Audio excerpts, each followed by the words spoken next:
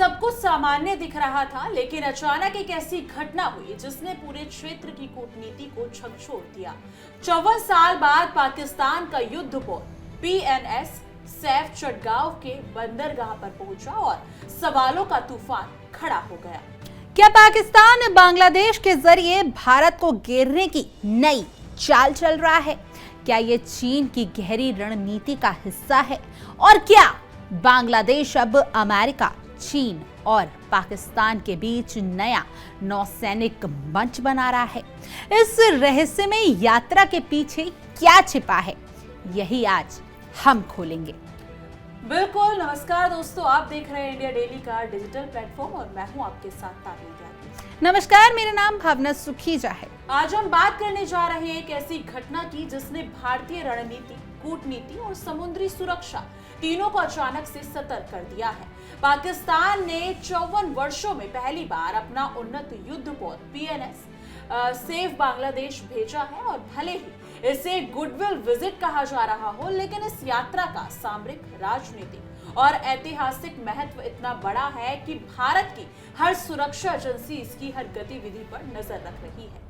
ये यात्रा ऐसे समय में हुई है जब भारत ने हाल ही में ऑपरेशन सिंदूर के जरिए पाकिस्तान को करारा जवाब दिया था और इसी के बाद बांग्लादेश में अंतरिम सरकार बनी है जिसके नेतृत्व में नए समीकरण उभरते दिखाई दे रहे हैं।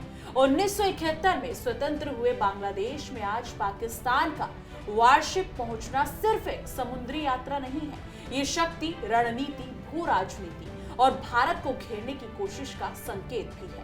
आज हम इस पूरे मुद्दे को शांत, विश्लेषणात्मक और विस्तृत रूप से समझेंगे। बिल्कुल तान्या, शुरुआत वहीं से करते हैं कि आखिर PNS सैफ है क्या।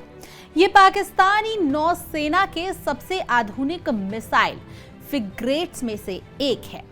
ये कोई साधारण गश्ती जहाज नहीं बल्कि चीन में बना F-22P जुल्फिकार क्लास फ्रिगेट है, जो antiship missile, air defence system, लंबी दूरी के रडार और उन्नत युद्ध टेक्निक से लेस है। पाकिस्तान ने इसे महज सद्भावना के बहाने से नहीं भेजा। असल बात यह है कि ये कोई देश तक इतना उन्नत युद्धपोत किसी पड़ोसी या महत्वपूर्ण बंदरगाह पर नहीं भेजता जब तक वह कोई राजनीतिक संदेश ना देना चाहता हो। बांग्लादेश ने इसे जहाज का स्वागत किया और सुबह से सजावट, सम्मान कार्ड और पूर्ण नौसेना प्रोटोकॉल के साथ किया।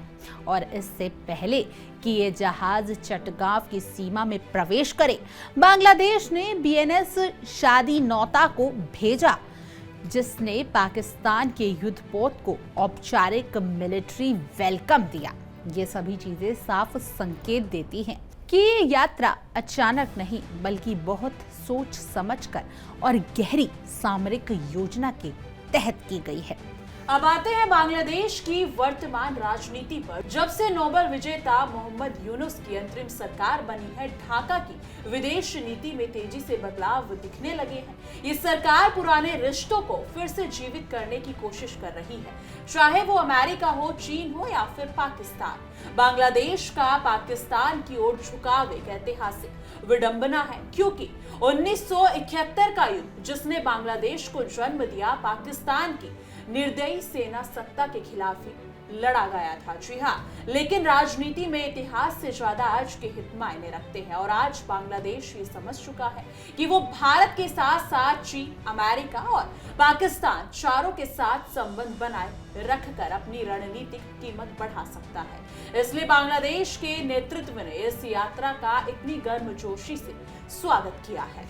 और तान्या, एक और बड़ा तथ्य जो इस यात्रा को और पेचीदा बनाता है वो ये है कि चीन की भूमिका, क्योंकि PNS सैफ सिर्फ पाकिस्तान का जहाज नहीं है, ये चीन के प्रभाव का एक चलता फिरता प्रतीक है। चीन ने इसे क्लास के फ्रिगेट पाकिस्तान को दिए, चीन ने बांग्लादेश को पनडुब्बियां दी और चीन ने बांग्लादेश के समुद्री आधारभूत ढांचे में भारी निवेश किया है। चटगांव और कॉक्स बाजार में चीन की बढ़ती उपस्थिति ने भारत की चिंताओं को पहले ही बढ़ाया हुआ है। अब उसी संदर्भ में पाकिस्तान का ये जहाज चटगांव पोर्ट पर पहुंचता है तो ये सिर्फ एक पाक बांग्ला दोस्ती नहीं बल्कि चाइना पाक बांग्लादेश स्ट्रेटेजिक अलाइनमेंट का संकेत भी बन जाता है। ये वही समीकरण है जिसे भारत पिछले कई वर्षों से देखते हुए अपनी समुद्री रणनीति मजबूत कर रहा है।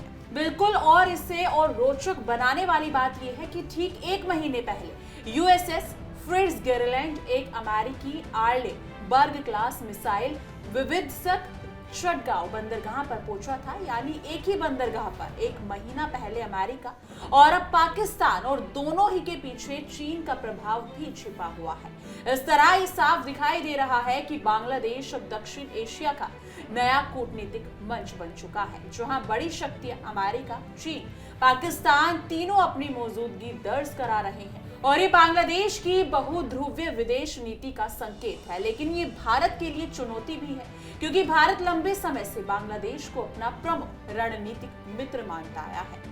लेकिन इन सब के बीच अब बात करते हैं भारत की चिंताओं की। भारत के लिए सबसे बड़ी चिंता ये है कि अगर भविष्य में पाकिस्तान या चीनी युद्धपोत नियमित रूप से बंगाल की खाड़ी में दिखाई देने लगते हैं तो ये भारत की समुद्री सुरक्षा और पूर्वी तटीय रक्षा के लिए नई चुनौती होगी। भारत की पूर्वोत्तर सुरक्षा, भारतीय नौसेना का पूर्वी कमांड, अंडमान निकोबार की रणनीति स्थिति, ये सब बांग्लादेश की स्थिरता और उसके बंदरगाहों की प्रकृति से जुड़ी हुई चीजें हैं।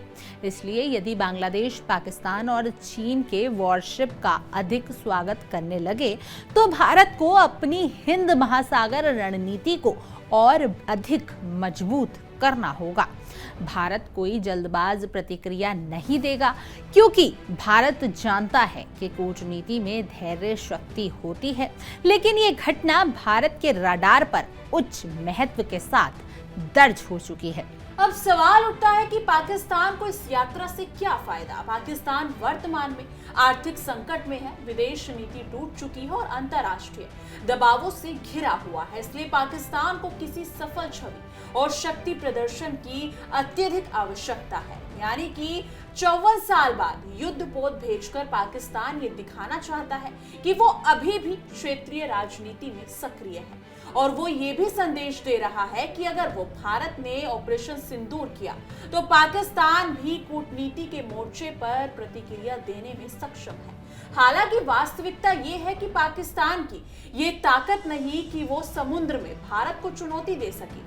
ये यात्रा प्रतीकात्मक है, व्यवहारिक नहीं। असली खेल चीन खेल रहा है। बिल्कुल, वहीं दूसरी तरफ बांग्लादेश के लिए ये यात्रा शायद एक नया अवसर है। बांग्लादेश अमेरिका, चीन, भारत और पाकिस्तान चारों के साथ संतुलन साधकर अपनी कूटनीतिक कीमत बढ़ाना चाहता है। उसने एक तरफ अमेरिका के युद्धपोत का स्वागत किया और अब पाकिस्तान के जहाज का भी। बांग्लादेश शायद ये संदेश देना चाहता है कि वह अब सिर्फ भारत के प्रभाव से बंधा देश नहीं रहेगा। वह अपनी विदेश नीति को स्वतंत्र रूप से चलाएगा, चाहे वह भारत को असहज ही क्यों ना करे। ये स्वतंत्र विदेश नीति का मॉडल है, लेकिन उससे उत्पन्न होने वाला सामरिक तनाव भारत को आगे चलकर गंभीरता से प्रभावित कर सकता है। तो क्या ये यात्रा भारत को घेरने की रणनीति है? विश्लेषकों का कहना है कि हाँ, ये एक छोटा लेकिन महत्वपूर्ण संकेत है। चीन पहले से ही पाकिस्तान का सैन्य सहयोगी है।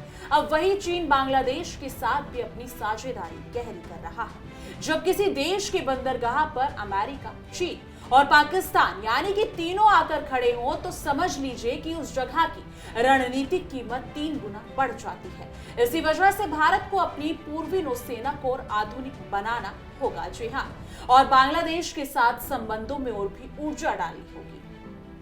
अंत में ये यात्रा नौसैनिक टूर नहीं, ये कूटनीतिक संदेश है। ये बदलते भू राजनीतिक समीकरण का संकेत है। ये दक्षिण एशिया में बढ़ती शक्ति प्रतिस्पर्धा का परिणाम है, और ये भारत के लिए एक चेतावनी भी है कि उसे हिंद महासागर और बंगाल की खाड़ी में अपनी उपस्थिति को और मजबूत करना होगा। आने वाले एक दशक में समुद्री शक्ति ही सबसे महत्वपूर्ण शक्ति होगी, और इस यात्रा ने उसे भविष्य की झलक दिखाती है। बिल्कुल, लेकिन इस मुद्दे पर लेकर आपकी क्या राय है? आपको क्या लगता है, अगर ये सारी कार्रवाई होती है तो भारत का इस पर क्या रुख होगा? कमेंट सेक्शन में अपनी राय जरूर साझा कीजिएगा। बाकी बने रहिएगा इंडिया डेली के डिजिटल प्लेटफॉर्म पर, देखते रहिए हमारा खास शो तहकीकात, हर खबर की तह तक।